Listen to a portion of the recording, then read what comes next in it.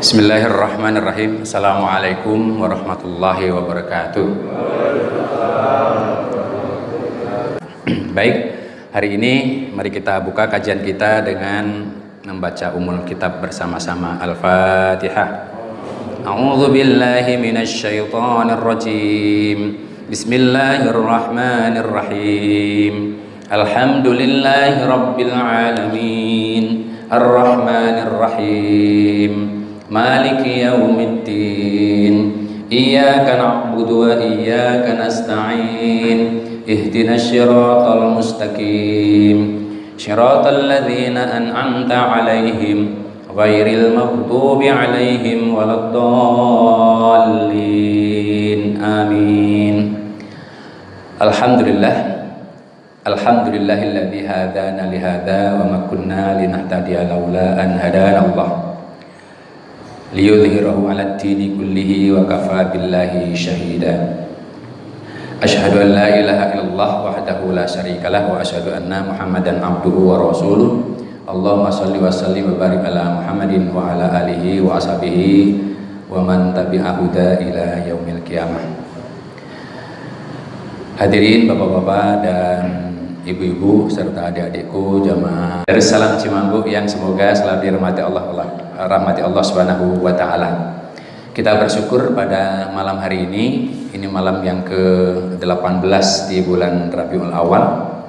Kita dapat melaksanakan sholat jamaah maghrib seperti biasa. Sudah meninggalkan social distancing ya Bu ya. Sudah rapat seperti sedia kala. Mudah-mudahan ibadah sholat maghrib kita dan juga ibadah-ibadah yang menyertainya di dalamnya, yang sunnah, yang nafilah, semuanya diterima oleh Allah Subhanahu wa taala dan Allah berikan pahala yang terbaik bagi kita semuanya. Amin ya Allah ya rabbal alamin. Salawat dan salam semoga dicurahkan kepada qudwah hasanah kita semuanya, manusia terbaik pilihan Allah, imam para rasul, penutup para nabi, yakni Nabi Muhammad Rasulullah Shallallahu Alaihi Wasallam. Semoga salat dan salam juga dicurahkan kepada seluruh keluarga beliau, para sahabat-sahabat beliau, kepada para tabi'in, tabi'ut tabi'in dan alim ulama yang istiqomah mewarisi risalah beliau, dan semoga salat dan salam juga sampai kepada kita serta umatnya sampai hari kiamat. Bapak-bapak, ibu-ibu, adik-adikku remaja Masjid Darussalam yang semoga selalu dirahmati Allah Subhanahu wa taala. Malam hari ini tema kajian kita adalah keutamaan mendatangi menghadiri majelis taklim dan keutamaan mempelajari atau mentadaburi menghayati Al-Qur'an. Allah Subhanahu wa taala menyampaikan pemberitahuan sekaligus motivasi bagi kita di surat Fatir atau surat yang nomor 35 ayatnya 29 dan 30. Allah berfirman, A'udzu billahi minasyaitonir rajim. Innal ladzina yatluna kitaballahi wa aqamus shalah wa anfaqu mimma razaqnakum sirran wa 'alaniyah yarjuna tijaratan lan tabur liwafiyahum ujurahum wa yazidahum min fadlih innahu ghafurun syakur. Mendatangi majelis-majelis ilmu atau majelis taklim yang di dalamnya diajarkan atau dibacakan atau dipelajari Al-Quran dan Al-Hikmah untuk memperdalam pemahaman kita terhadap ajaran agama yang diridhoi Allah, yakni agama Islam, sekaligus dalam rangka untuk mengarahkan amaliyah kita, perilaku kita dalam kehidupan di dunia ini agar sesuai dengan ajaran Allah adalah bagian dari salah satu perintah Allah, dan itu merupakan jalan mendapatkan keridhaan Allah Subhanahu wa taala dan balasannya insya Allah surga. Allah menyatakan dalam hal ini yang seperti kita baca tadi di surat Fatir ayat 29 dan 30 tentang Bagaimana Allah memotivasi kita agar kita berusaha untuk terus-menerus mentadaburi Al-Quran, membaca dan mentadaburi Al-Quran. Allah berfirman yang artinya sesungguhnya orang-orang yang selalu membaca kitab Allah dan mendirikan sholat dan menafkahkan sebagian dari rizki yang kami anugerahkan kepada mereka secara diam-diam maupun secara terang-terangan, mereka itu sesungguhnya mengharapkan perniagaan yang tidak akan pernah rugi, agar Allah menyempurnakan kepada mereka pahala mereka dan menambah kepada mereka dari karunia-Nya. Sesungguhnya Allah Maha Pengampun lagi Maha Mensyukuri. Allah Maha Mensyukuri ini maksudnya adalah akan memberikan pahala terbaik terhadap segala amal-amal perbuatan yang sesuai dengan petunjuk bimbingan dari Allah dan juga yang dijelaskan oleh Rasulullah SAW tentu saja. Tidak hanya itu, Allah akan menambahkan karunia-Nya yang lebih banyak lagi kepada orang-orang yang semangat untuk memenuhi ajakan panggilan motivasi dari Allah Subhanahu wa taala, di antaranya tadi membaca kitab Allah, mendatangi majelis ilmu, kemudian dilanjutkan dengan sholat berjamaah atau sholat diiringi dengan banyak atau berinfak baik secara sembunyi-sembunyi maupun secara terang-terangan, yang tentu saja didasari ingin mendapatkan rahmat serta keridhaan Allah Subhanahu wa taala. Sehingga dengan cara seperti itu Allah memaafkan kesalahan-kesalahan. Itulah yang disebut dengan Maha Pengampun lagi Maha Mensyukuri. Kalau kita ternyata masih memiliki kelemahan-kelemahan dan kesalahan-kesalahan, dengan seperti itu maka Allah membuka rahmat dan pengampunannya, bahkan menambahkan nikmatnya yang begitu banyak. Nah, kenikmatan dan hikmah bagi orang-orang yang mendatangi majelis ilmu di antaranya sudah pernah kita sampaikan, sebagaimana Rasulullah pernah bersabda, "Man salaka thariqan yaltamisu fihi ilman sahalallahu lahu bihi thariqan ilal jannah." Barang siapa yang ringan langkah-langkah kakinya mendatangi majelis-majelis ilmu, maka Allah akan memudahkan atau melapangkan jalan baginya menuju surga. Nah, motivasi-motivasi ini sebenarnya harusnya menjadi panggilan bagi kita. Sebab hidup kita di dunia ini, suka atau tidak suka, yakin atau tidak yakin, sementara sifatnya. Sehingga motivasi kita sebenarnya hidup di dunia ini adalah untuk mendapatkan rahmat Allah. Apalagi Allah sudah membuat pernyataan di surat Az-Zariyat itu.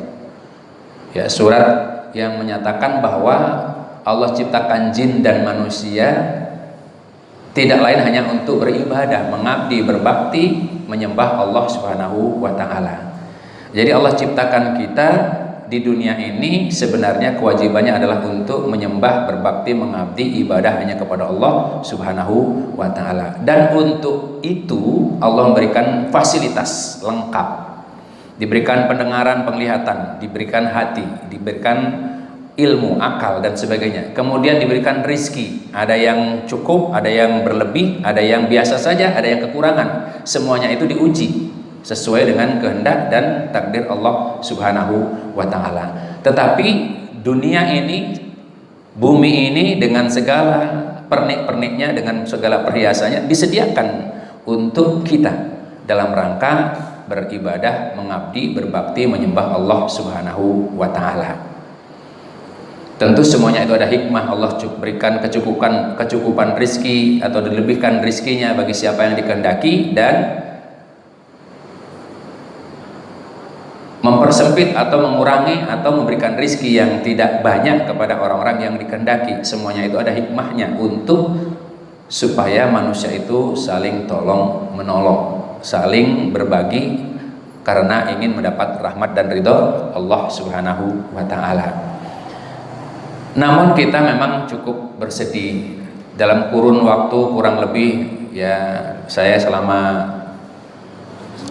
mahasiswa sampai sekarang gitu ya, pengajian-pengajian itu atau taklim-taklim itu hampir stagnan atau hampir tidak ada perubahan yang signifikan. dibandingkan dengan urusan-urusan dunia. Yang datang ke majelis taklim itu kita bisa kenal wajahnya, karena ya itu saja gitu ya, nggak ada tambahannya. Kenapa generasi-generasi kita atau generasi-generasi penerus kita kok enggan? Ya.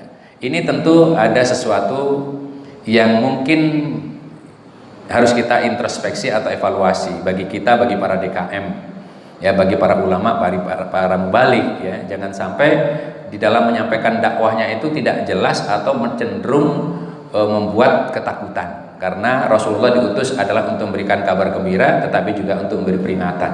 Nah, peringatan itu diberikan kepada orang-orang yang kafir.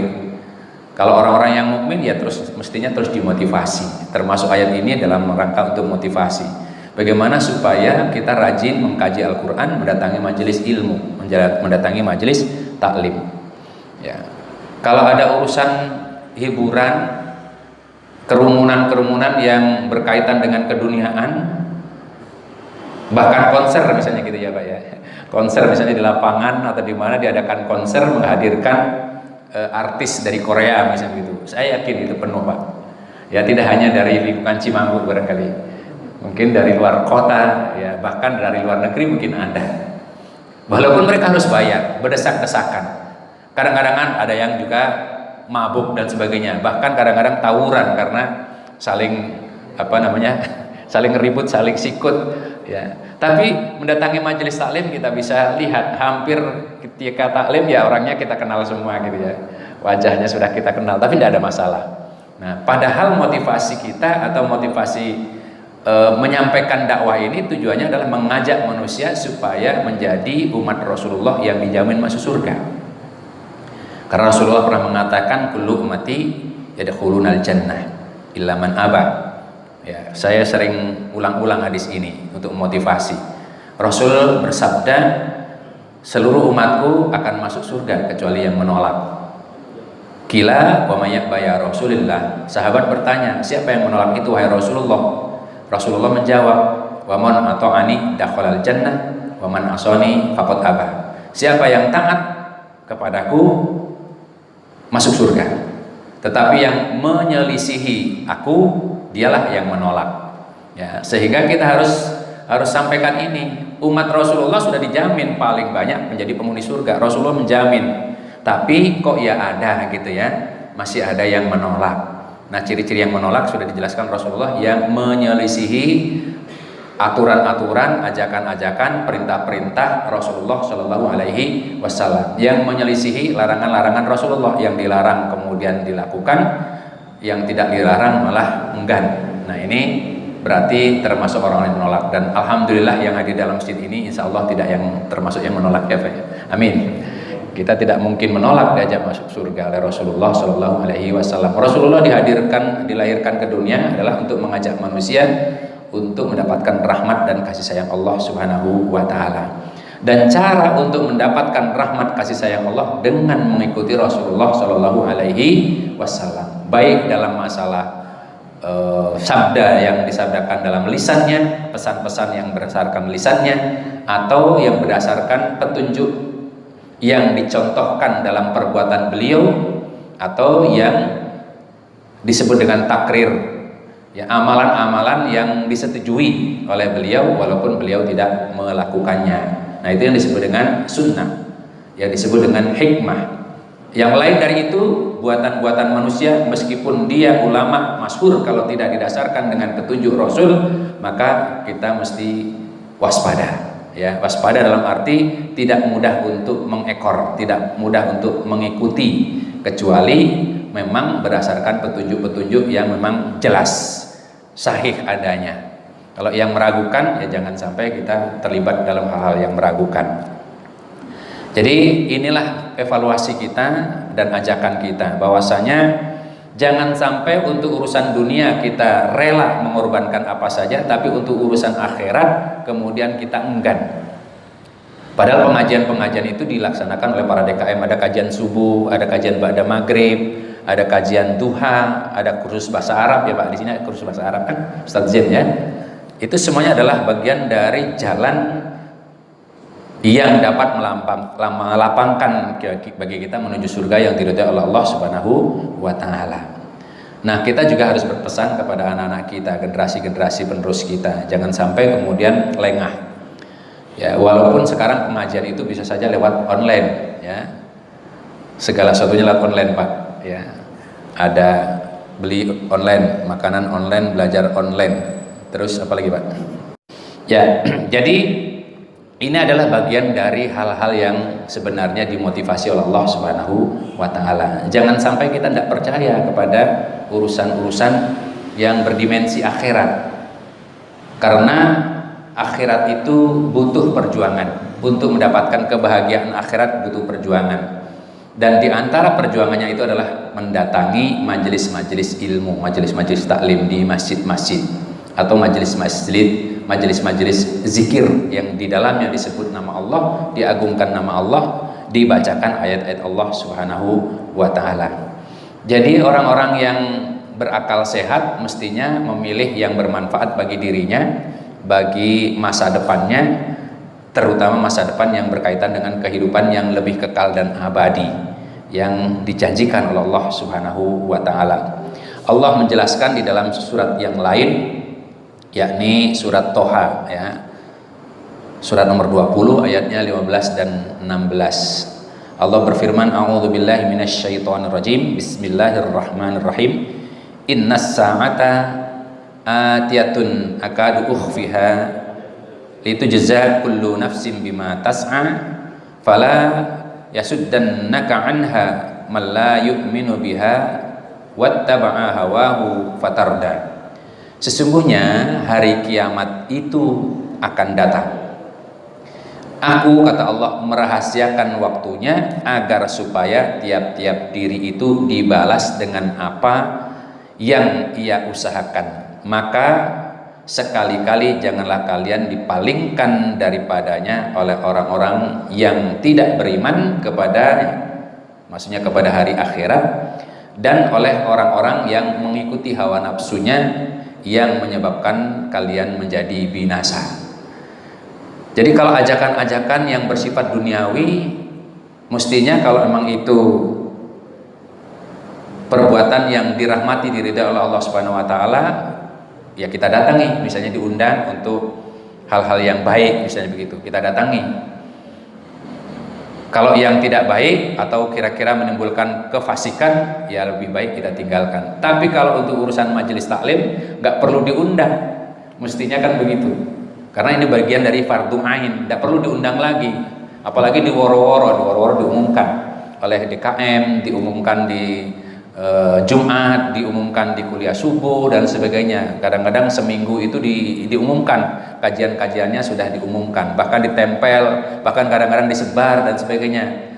Itu sebenarnya adalah bagian dari dakwah yang sangat baik.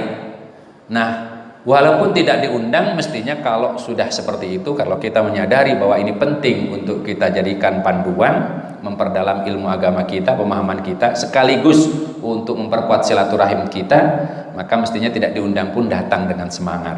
Karena ini fadilahnya atau pahalanya sangat luar biasa dan menyebabkan kita menjadi orang-orang yang insya Allah diridhoi dan dirahmati oleh Allah Subhanahu wa taala. Janji Allah tadi agar Allah menyempurnakan pahalanya dan menambahkan karunia-Nya, dan Allah itu Maha Pengampun lagi Maha mensyukuri. Ya, kenyataan memang Rasulullah SAW sudah menjelaskan, ya, artinya menjelaskan di sini juga untuk mewanti-wanti atau untuk memotivasi bahwasanya jalan menuju surga itu memang sulit, jalan menuju surga itu memang butuh perjuangan, jalan menuju surga itu memang butuh pengorbanan. Sementara untuk masuk neraka gampang banget, gitu ya. Rasulullah pernah bersabda dalam Sahih Bukhari, khufatil jannah bil makarih wa khufatin nar bis syahawat. Jalan ke surga itu dikelilingi oleh hal-hal yang tidak disukai.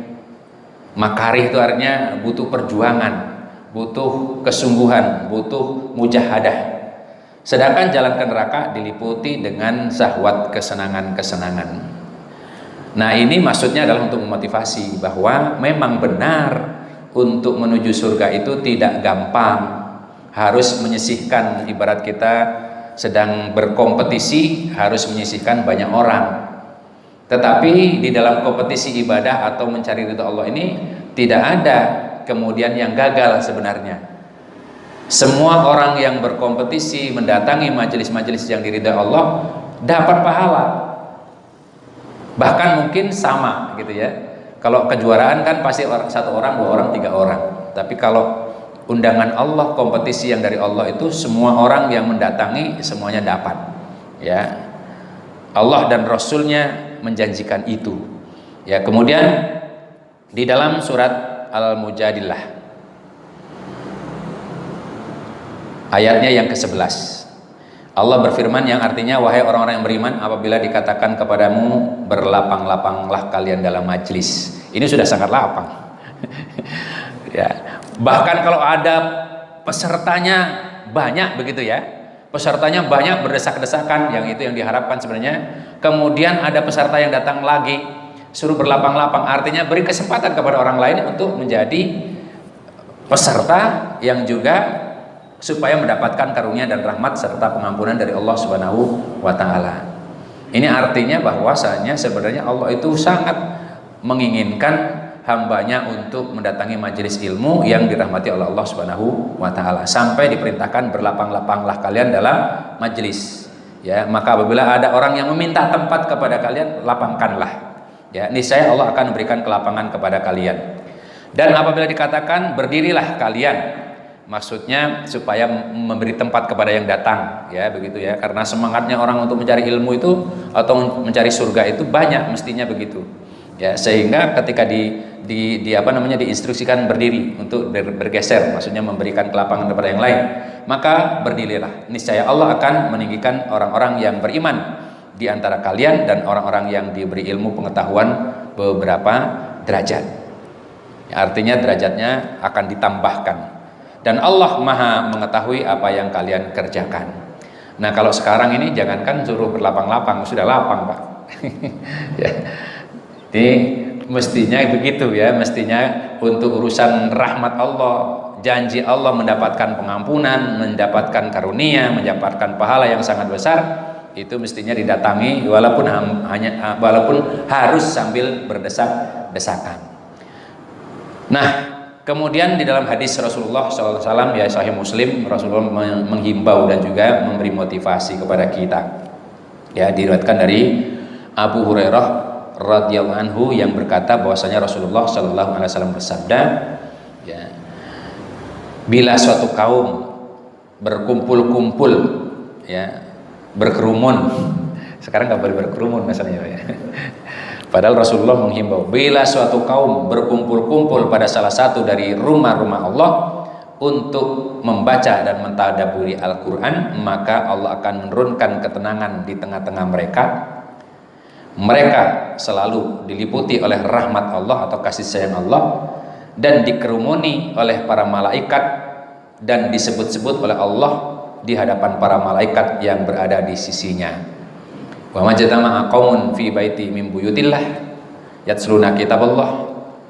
Ya, barang siapa atau bila suatu kaum berkumpul-kumpul, ya, berdesak-desakan dalam suatu majelis di antara rumah-rumah Allah untuk membaca Al-Quran dan mentadaburinya, Allah turunkan rahmat. Illa nazalat alaihimus sakinah wa wasyatkumur rahmah wa khafat alaihimul malaikah wa dzakarallahu fiman indah. Itu bahasa Arabnya ya dari Rasulullah SAW. Ya, siapa yang berkumpul-kumpul di masjid-masjid di antara rumah-rumah Allah untuk membaca mentadaburi Al-Quran, Allah akan turunkan ketenangan di dalam jiwa mereka. Artinya nggak perlu khawatir sebenarnya ada penyakit dan enggak. Insya Allah itu adalah jaminan dari Allah Subhanahu Wa Taala. Ya, karena datang ke masjid, datang ke masjid pasti bersih. Ya, sudah melakukan taharah dengan benar. Ya, sehingga virus-virus tidak ada. Insya Allah, apalagi masjidnya selalu dibersihkan oleh pengurus masjid, ya, masjidnya bersih, wangi dan sebagainya, maka sebenarnya tidak ada, karena itu adalah jaminan dari Allah melalui Rasulullah SAW. Diliputi rahmat dan dikerumuni para malaikat.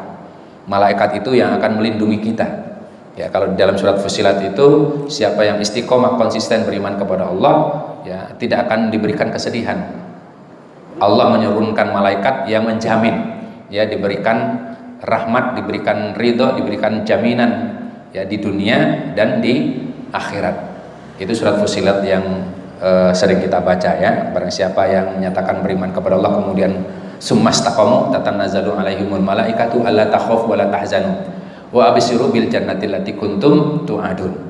Itu dah janji. Makanya kita harus lebih yakin dengan janji Allah. Kalau janji manusia masih bisa menyimpang ya. Nah, inilah sebenarnya ayat-ayat yang memberi motivasi kepada kita. Mari kita dakwahkan ya hadis-hadis dan ayat-ayat yang berkaitan dengan semangat untuk mendatangi majelis-majelis ilmu. Ustadz, bagaimana kalau ngajinya lewat online? Ya bisa sih, tapi afdolnya datang. Karena setiap langkah, kerikil-kerikil yang dipijak, ya tempat duduk yang kita duduki, sajadah-sajadah yang kita tempati, itu kelak akan menjadi saksi di hadapan Allah Subhanahu wa Ta'ala. Memperkuat kesaksiannya.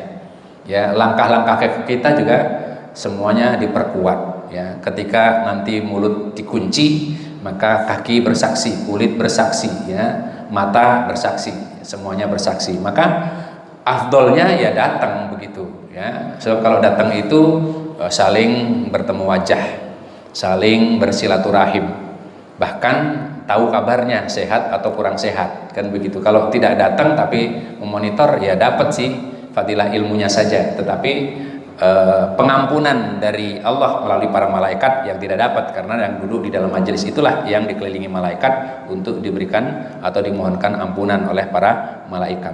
Dalam hadis yang lain, Rasulullah Shallallahu Alaihi Wasallam juga bersabda, ini dari Abu Hurairah radhiyallahu anhu yang berkata bahwa Rasulullah Shallallahu Alaihi Wasallam bersabda, ya,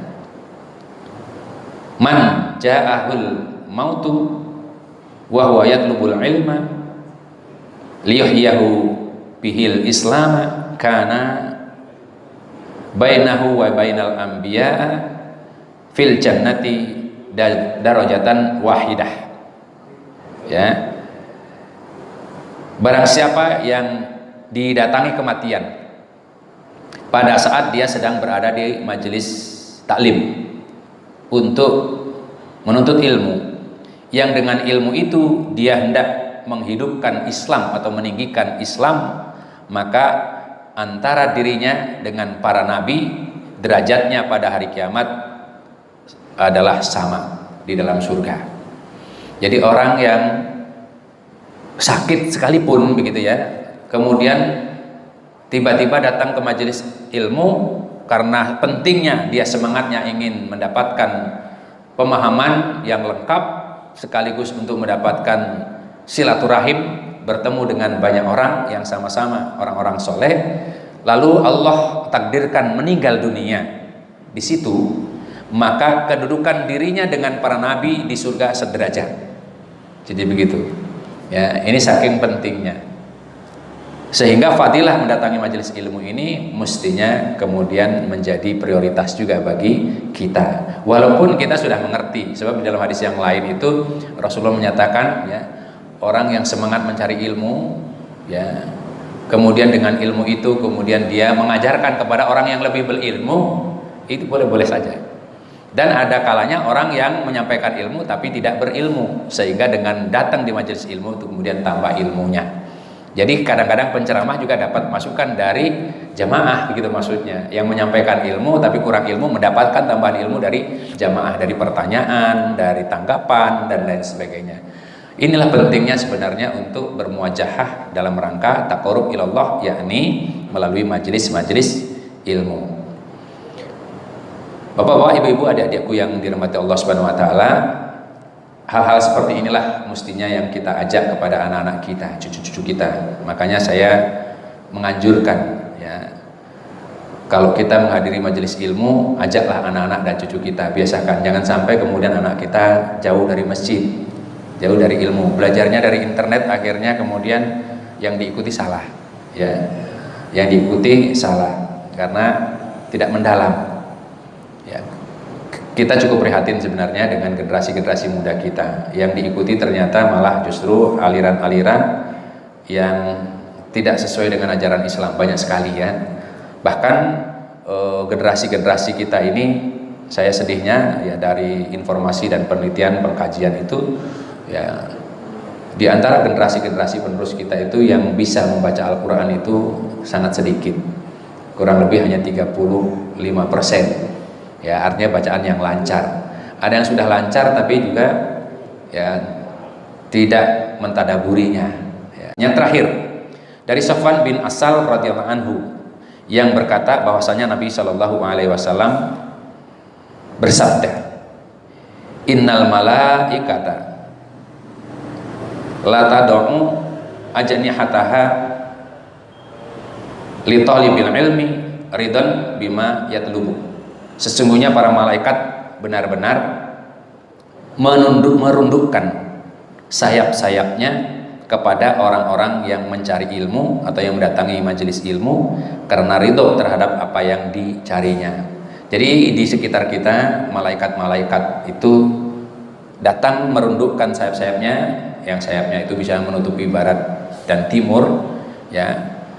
Merundukkan di sini maksudnya melindungi, merundukkan di sini maksudnya menghormati, merundukkan di sini maksudnya memuliakan, mendoakan kepada orang-orang yang ada di dalam majelis-majelis ilmu. Karena apa? Karena ridho terhadap apa yang dicarinya. Artinya ridho terhadap ilmu yang dicarinya, walaupun kita sudah berilmu, ya. Misalnya begitu.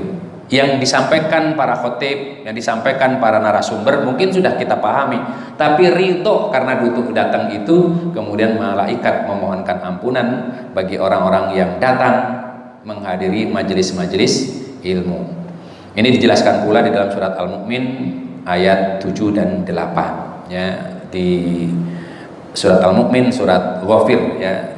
Mukmin itu ada juga disebut dengan surat Ghafir, surat nomor 40 ayatnya 7 dan 8. Artinya malaikat-malaikat yang memikul aras dan malaikat yang berada di sekelilingnya bertasbih memuji Tuhannya dan mereka beriman kepadanya serta memintakan ampunan bagi orang-orang yang beriman dengan mengucapkan, ya Tuhan kami.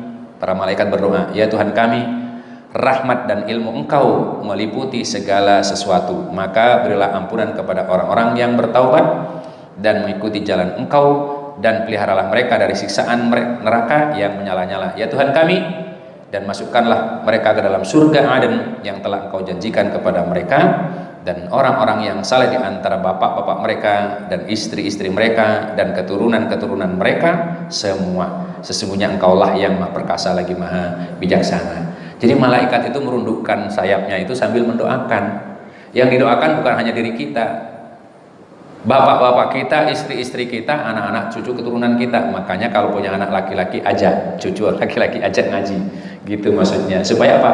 Menjadi penghuni-penghuni surga bersama dengan bapak-bapak mereka, istri-istri mereka, anak-anak keturunan mereka. Inilah sebenarnya motivasi dan tantangan, ya, motivasi sekaligus tantangan bagi kita kaum muslimin supaya rela, semangat, sungguh-sungguh, sabar, tawakal di dalam mendatangi majelis-majelis ilmu sehingga kita digolongkan menjadi orang-orang yang bertakwa dan kelak kita disatukan dengan orang-orang yang soleh, yakni dari golongan para nabi, para sidikin, para syuhada dan para salihin. Apalagi kalau misalnya sampai meninggal, pulang dari majelis ilmu, meninggal dunia, dudukannya di sisi Allah sederajat dengan para nabi. Nah, itu harus menjadi motivasi bagi kita semuanya. Baik, itu yang dapat saya sampaikan. Mudah-mudahan menjadi penambah bekal semangat bagi kita untuk mendatangi majelis-majelis ilmu di masjid-masjid kita. Jangan sampai masjid yang sudah dibangun begini bagus kemudian sepi dari kegiatan. Ya, jangan sampai kemudian kita ditakut-takuti lagi, ya, dengan datang ke masjid kemudian menyabar penyakit. Ya, karena malaikat ridho, malaikat melindungi, malaikat mohon ampunan, malaikat menjamin, insya Allah. Ya, tuduhan-tuduhan bahwa penyakit yang terjadi kemudian karena kerumunan di masjid-masjid itu adalah dusta, ya, tidak terbukti. Ya, sebenarnya dia dapat penyakitnya dari luar, bukan dari masjid. Ya, jadi oleh karena itu kita harus ramaikan masjid-masjid kita. Walaupun ada informasi-informasi akan ada virus lagi nanti di bulan Maret, April, itu kan menjelang puasa, di mana umat Islam semangat mendatangi majelis-majelis masjid-masjid untuk meramaikan masjid-masjidnya. Jadi kita jangan sampai terkooptasi atau tertipu dengan informasi-informasi yang sebenarnya bertolak belakang dengan panduan-panduan keimanan atau akidah yang disampaikan Allah dan Rasulullah, dan itu adalah menjadi bagian dari kita. Saya kira tidak ada ya saudara-saudara yang rajin ke masjid kemudian kena penyakit. Bahkan kalau misalnya meninggal dunia saja, itu tadi derajatnya sama dengan para nabi. Jadi oleh karena itu kita harus tetap semangat. Wallahu a'lam bishawab. Terima kasih sekali lagi. Mudah-mudahan ini jadi bekal bagi kita untuk mendakwahkan kepada anak-anak kita, generasi-generasi penerus kita, supaya kita memperoleh ilmu yang bermanfaat, kemudian memperoleh anak-anak yang soleh, dan juga supaya kita dapat amal jariah dari menyampaikan ilmu dan mengajak orang lain. Sebab Rasulullah bersabda, barang siapa ya yang seseorang yang mendapatkan hidayah karena upayamu, maka itu lebih baik bagimu dibandingkan mendapatkan satu lembah yang penuh berisi ternak.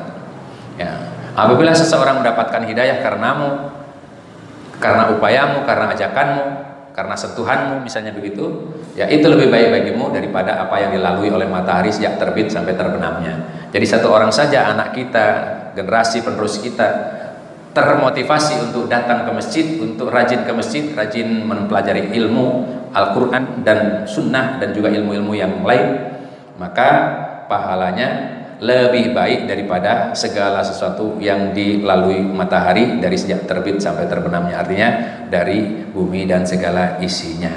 Nah, itulah motivasi yang mestinya kita jadikan semangat untuk terus berdakwah sesuai dengan kemampuan dan kapasitas kita masing-masing. Wallahu a'lam bishawab. Sekali lagi terima kasih atas perhatiannya. Mohon maaf apabila ada kesalahan-kesalahan di dalam saya menyampaikannya.